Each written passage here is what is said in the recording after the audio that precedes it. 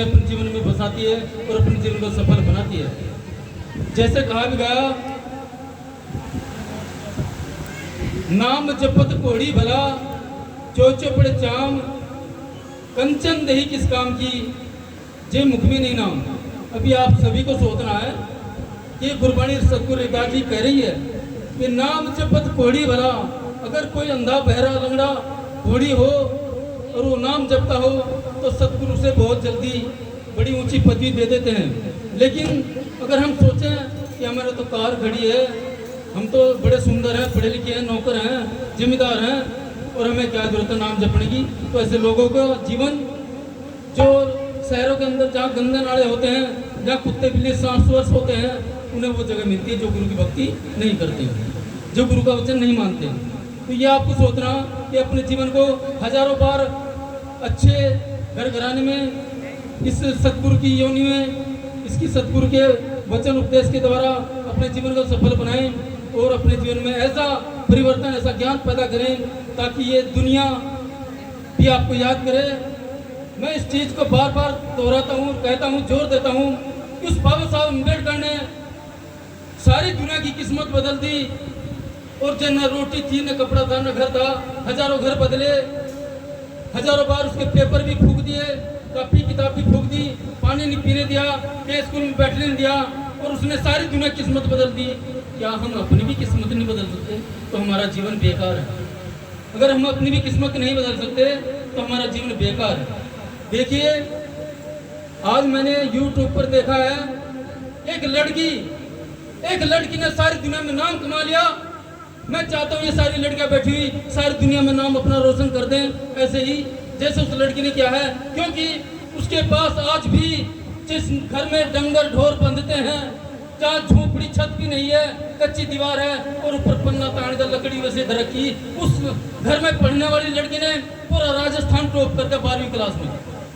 पूरा राजस्थान टॉप कर दिया उस 12वीं क्लास में, जिसका बापू, जिसके पिताजी 12 साल पहले मर चुके थे, जिसकी मम्मी के कई बार ऑपरेशन हुए, जो परिवार में बड़ी 2 बहनें 2 भाई छोटे हैं, जिसका घर भी नहीं, खाने को भी नहीं, कपड़ा भी नहीं, लाइट भी नहीं, उसके घर में आज तक भी वो मोमबत्ती से पड़ी है।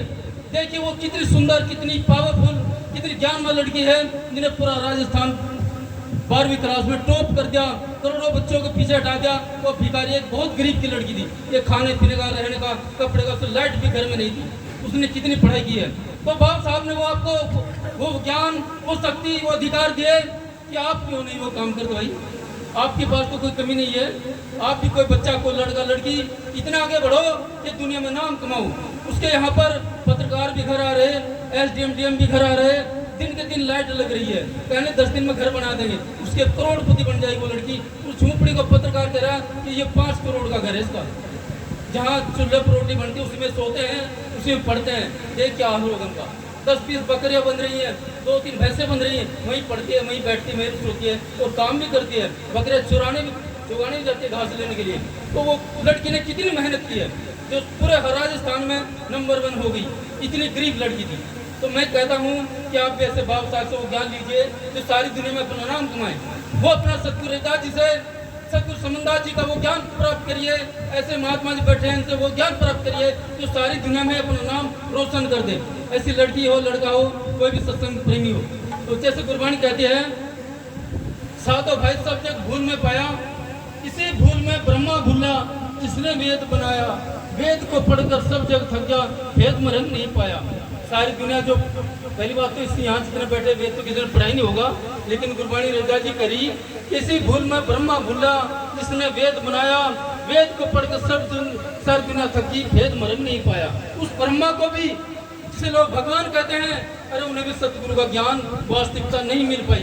तो आप तो उस सतगुरु के सिले लाल हैं, आपके पास तो ज्ञान है, वो रास्ता है, आप बहुत भेद पा सकते हैं। फिर कहा, इसी भूल में विष्णु भूला, जिसने धर्म बनाया, माया मोह के फंस के जाल में 84 भरमाया। कभी तो राम बन गाएगा, कभी कृष्ण बन गाएगा, कभी परशुराम बन गाएगा, ये भटक रहे 84 खाने में। तो रविदास जी ने उनकी भी बहुत छोटी पावर बता दी, उन्हें तिनके के समान बताया, कीट पतंगे के समान बताया। फिर कहा, इसी भूल में शंकर भुल्ला, भिक्षुक बन चलाया, झोली खप्पर लिया हाथ में, घर घर अलग जगाया। अरे बतेरे नांगे, अरे कोई 50 माला पहने, कोई भभूत रड़े, भगवान की ऐसी ऐसी दिखावा करते हैं, तो शिव जी महाराज जी की पूजा करते हैं कि हम तो नाथ पंथ के महात्मा हैं। तो सतगुरु रविदास जी ने उन्हें भी ढोंगी पाखंडी बता दिया। फिर कहा इसी भूल में मच्छंदर भुला, संगत दीप बुझाया, योग साधना का मरम न जाना, वर्था जन्म कमाया। इतिहास जिसने पढ़ा होगा कि मच्छंदर को भी गोरखनाथ जी ने बाहर निकालता, जो उसे दलदल में ऐसे कीचड़ गहरे में फंस गया था कि उसे मुक्ति नहीं मिलनी थी, वहाँ से भी गोरखनाथ जी ने उसे बाहर निकाला था।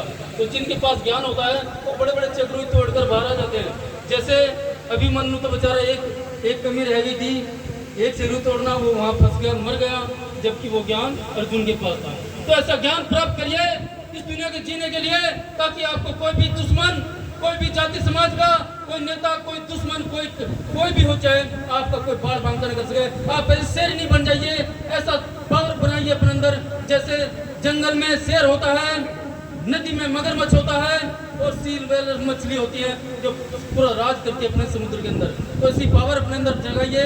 वो ज्ञान सतगुरु रविदास जी, महात्मा मेघदास जी या समनदास जी ने या बाबा साहब अम्बेडकर ने आपको वो ज्ञान दिया, ताकि आप अपने आप को खुद भगवान कहने लगे। फिर ये इसमें भटकने की, गरीबी की, दुख संकट की, परेशानियों की जरूरत नहीं पड़ती अगर हम सतगुरु रविदास जी का कुछ ज्ञान दिल में बसा में।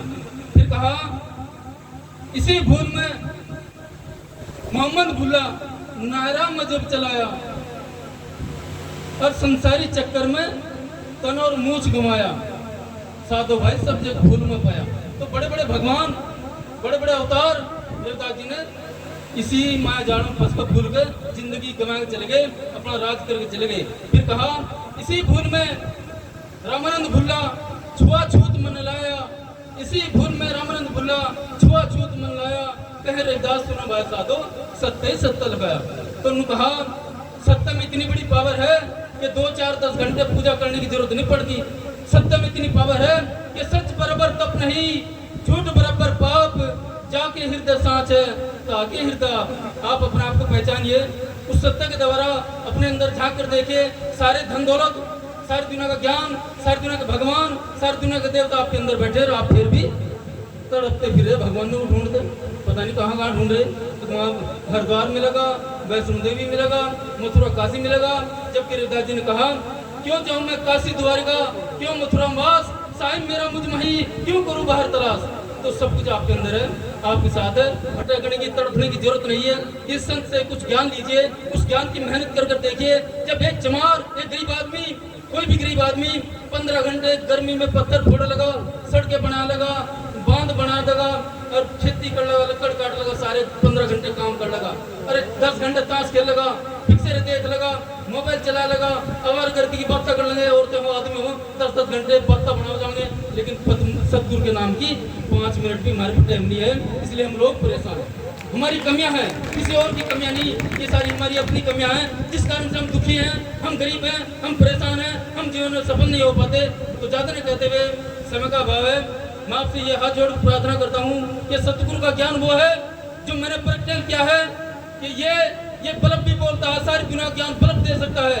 ये बल्ब जल रहा है, ये कपड़ों के अंदर पिक्चर देख सकते हो आप, जो पेड़ पौधे, बर्तन, कपड़े, हर जगह सतगुरु आपके साथ बात कर सकता है। लेकिन कोई प्रैक्टिकल करेगा जब भी हो तो काम, वैसे नहीं हो सकता क्योंकि वो हमने किया है वो काम। आप मेहनत करिए, बचपन जितने बच्चे बैठे हैं इन्हें बचपन योग साधना का ध्यान लगाना सिखाइए। सतगुरु रविदास जी, बाबा साहब अम्बेडकर जी, जो सारी दुनिया के भगवान बड़े, वो योग साधना करते हैं बचपन से ही, वो ध्यान लगाते थे और सारी दुनिया ज्ञान उनके अंदर पढ़ाई का फिट हो जाता था। चाहे राजनीतिक हो, चाहे सामाजिक हो, चाहे आर्थिक हो, चाहे धार्मिक हो, सारा ज्ञान उनके अंदर फिट हो जाता था। कि ये सतगुरु का ज्ञान है, इसे अपनाइए और सत्संग में आने का तभी आपका फायदा होगा जब आप सतगुरु के वचन को अपने दिल में बसाएं और थोड़ी सी मेहनत कर कर देखें, तो आपका जीवन में बड़ी सुख, बड़ा आनंद, बड़ी खुशियाँ होंगी और आप कहेंगे हम तो भगवान ही बन गए, फिर भटकने की जरूरत नहीं रहेगी। तो ज़्यादा नहीं कहते हुए, अगर कुछ गलती हो उससे क्षमा करना। मैं सभी से हाथ जोड़ के यही प्रार्थना करता हूँ कि अपने जीवन को सफल बनाएं और सत्संग के गुरु के वचन को, बाबा साहब अम्बेडकर के वचन को, सतगुरु रविदास जी के वचन को अपनाइए और जीवन में आगे बढ़िए। क्योंकि मैंने देखा है MA पढ़े हुए लड़के, उन्हें पूछा भाई बाबा साहब अम्बेडकर का परिनिर्वाण दिवस कौन तारीख है, कहें जी नहीं जानते परिनिर्वाण दिवस क्या है किसे।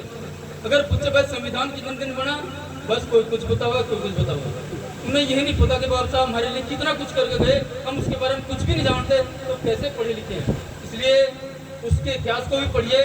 जब इतिहास पढ़ेगा कोई भी बच्चा तो उसे ज्ञान पैदा होगा और ज्ञान से शक्ति पैदा होगी और शक्ति से आप भी अपनी किस्मत और इस दुनिया को बदल सकते हो। यह आपके अंदर बाबा साहब अम्बेडकर की पावर है, सतगुरु रविदास जी की पावर है। तो ज्यादा न कहते हुए अब आपके सामने जो भी भक्तगण आएंगे उनकी वाणी सुने। मैं तो ये हाथ जोड़ प्रार्थना करता हूँ कि अपने जीवन को सफल बनाने के लिए थोड़ा योग साधना करें, ग्रंथ पढ़ें और गुरु के वचन को मानकर अटल विश्वास करें। प्राण जाए पर वचन न जाए, प्राण जाए पर वचन न जाए। हम हमारे जीवन में कितने तूफान आए लेकिन सतगुरु का वचन नहीं कटना चाहिए। ये सबसे बड़ी पावर है। बोले सतगुरु रविदास महाराज जी की जय है।